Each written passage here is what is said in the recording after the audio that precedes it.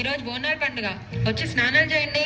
అమ్మా, బోనాల పండుగ అంటే ఏందమ్మా? ఇదిగో మీ నాన్నగారు వచ్చారు, వెళ్ళి అడగండి. చెప్పురా తల్లి, ఏమైంది? బోనాల పండుగ అంటే ఏంటి? పూర్వం క్రీస్తు శకం 12వ శతాబ్దంలో అడవి మనుషులు ఉండేవారు. వాళ్లకు ప్లేగు వ్యాధి వ్యాపించింది. అప్పుడు ఒక పెద్ద ఆయన వచ్చి, నాకు అర్థం కావట్లేదు నాన్న. నీకు చెప్తే అర్థం కాదు కానీ చూపిస్తాను పా.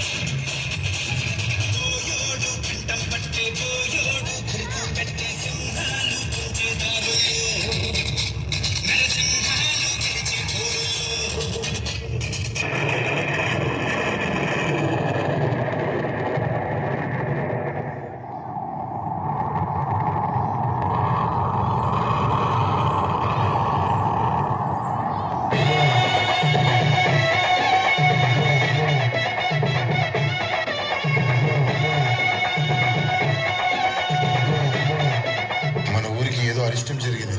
తక్షణమే అమ్మవారి దగ్గరికి వెళ్లాల్సిందే. అవును, పదండి.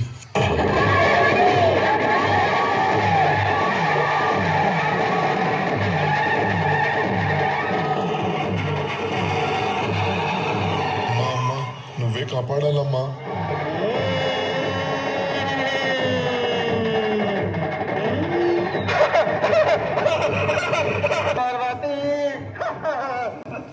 వేపాకు తోరిన తెలవలో ధూపదీప నైవేద్యాలతో పైశాచి గుగ్గిళాలతో ప్రతి ఆషాఢం నాకు బోనాలు జరిపించండిరా. ఈ గ్రామాన్ని చల్లగా కాపాడుదురా.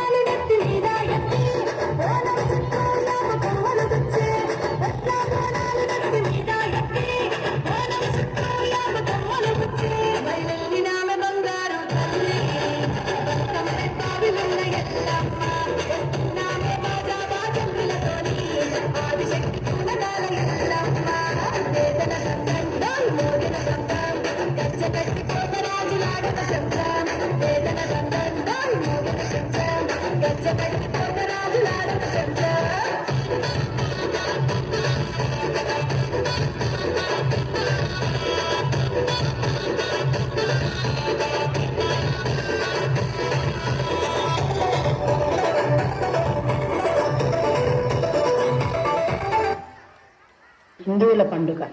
ఈ పండుగ ప్రధానంగా హైదరాబాదు, సికింద్రాబాదు, తెలంగాణ, రాయలసీమలోని కొన్ని ప్రాంతాలలో జరుపుకుంటారు. సాధారణంగా జూలై లేక ఆగస్టులో వచ్చే ఆషాఢ మాసంలో ఈ పండుగను జరుపుకుంటారు. పండుగ మొదటి చివరి రోజుల్లో ఎల్లమ్మ దేవికి ప్రత్యేక పూజలు చేస్తారు. భోజనం అని అర్థం కలిగిన ఈ బోనం దేవికి సమర్పించే నైవేద్యం. మహిళలు వండిన అన్నంతో పాటు పాలు, పెరుగు, బెల్లం, కొన్నిసార్లు ఉల్లిపాయతో కూడిన బోనాన్ని మట్టి లేదా రాగి కుండలలో తమ తలపై పెట్టుకొని డప్పుగాళ్ళు, ఆటగాళ్ళు తోడుకొని రాగా దేవి గుడికి వెళ్తారు. మహిళలు తీసుకువచ్చే ఈ బోనాల కుండలను చిన్న వేపరెమ్మలతో, పసుపు కుంకుమ లేక తెల్ల ముగ్గుతో అలంకరించి దానిపై ఒక దీపం ఉంచుతారు. మైసమ్మ, పోచమ్మ, ఎల్లమ్మ, పెద్దమ్మ, డొక్కాలమ్మ, లంకాలమ్మ, పోలేరమ్మ, మారెమ్మ మున్నగు పేర్లు గల ఈ దేవి గుళ్లకు దేదీప్యమానంగా అలంకరిస్తారు.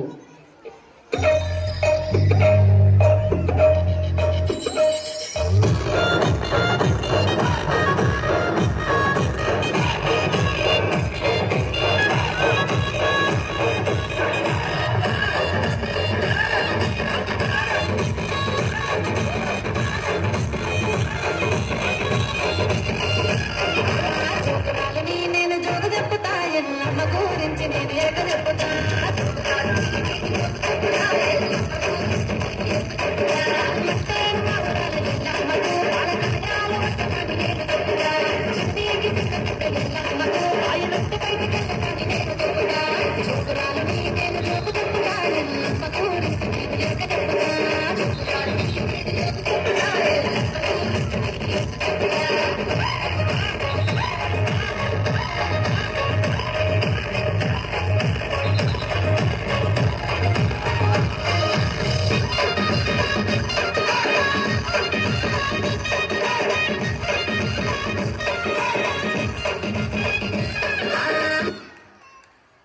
తెలంగాణ ప్రత్యేక రాష్ట్రం ఏర్పడిన తర్వాత బోనాలను రాష్ట్ర పండుగగా నిర్వహిస్తున్నారు. ఆచారాలు: ఆషాఢ మాసంలో దేవి తన పుట్టింటికి వెళుతుందని నమ్మకం. అందుకే భక్తులు ఈ పండుగ సమయంలో దేవిని దర్శించుకొని తమ సొంత కూతురు తమ ఇంటికి వచ్చిన భావనతో, భక్తి శ్రద్ధలతోనే గాక ప్రేమానురాగాలతో బోనాలను ఆహార నైవేద్యంగా సమర్పిస్తారు. ఈ తంతు ఊరడి అంటారు. వేరువేరు ప్రాంతాలలో పెద్ద పండుగ, ఊర పండుగ వంటి పేర్లతో పిలిచేవారు. ఊరడి తర్వాతే కాలంలో బోనాలుగా మారింది. బోనాలను మోసుకెళ్తున్న మహిళలను దేవి అమ్మవారు ఆవహిస్తారని విశ్వాసము. మహంకాళి అంశ రౌద్రాన్ని ప్రతిబింబిస్తుంది కావున ఆమెను శాంతపరచడానికై ఈ మహిళలు ఆలయాన్ని సమీపించు సమయంలో వారి పాదాలపై మిగిలిన భక్తులు నీళ్లు కుమ్మరిస్తారు. తమ భక్తికి చిహ్నంగా ప్రతి భక్త బృందము కాగితము, కర్రలతో కూర్చబడిన తొట్టెలను సమర్పించడం ఆచారంగా ఉంది.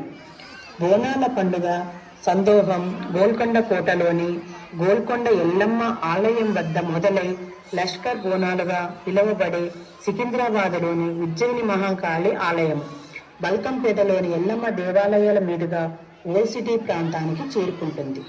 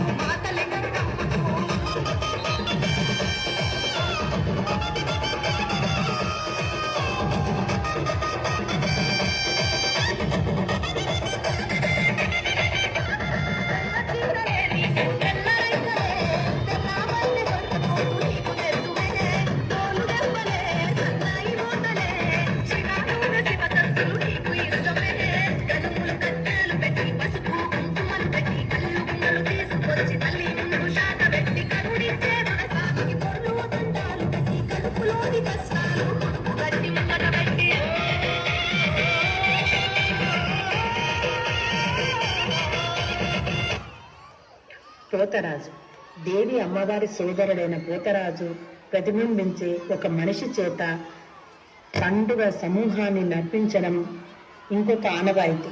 పోతురాజు పాత్రను పోషించే వ్యక్తి. స్థిరధూపిగా బలశాలిగా ఉంటాడు. ఒంటిపై పసుపు, నుదిటిపై కుంకుమ, కాళ్ళకి గజ్జెలు కలిగి చిన్న ఎర్రని ధోతిని ధరించి డప్పు వాయిద్యానికి అనుగుణంగా ఆడుతాడు. అతడు భక్త సమూహము ముందు పలహారం బండి వద్ద నర్తిస్తాడు. అతను పూజా కార్యక్రమాల ఆరంభకుడిగా, భక్త సమూహానికి రక్షకుడిగా భావించబడతాడు. కొరడాతో బాదుకుంటూ వేపాకులను నడుముకు చుట్టుకొని అమ్మవారి పూనకముతో ఉన్న భక్తురాండ్లను ఆలయంలోని అమ్మవారి సమక్షానికి తీసుకుని వెళతాడు.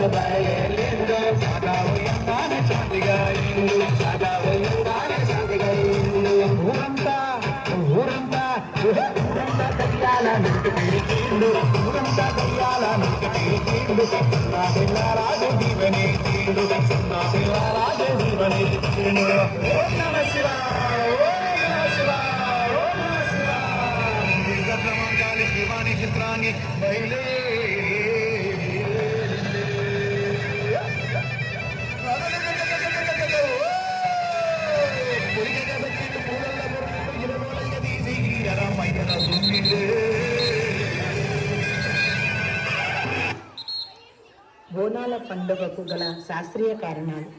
తెలంగాణ ప్రజలు చాలా సంతోషంగా జరుపుకునే పండుగ ఈ బోనాలు.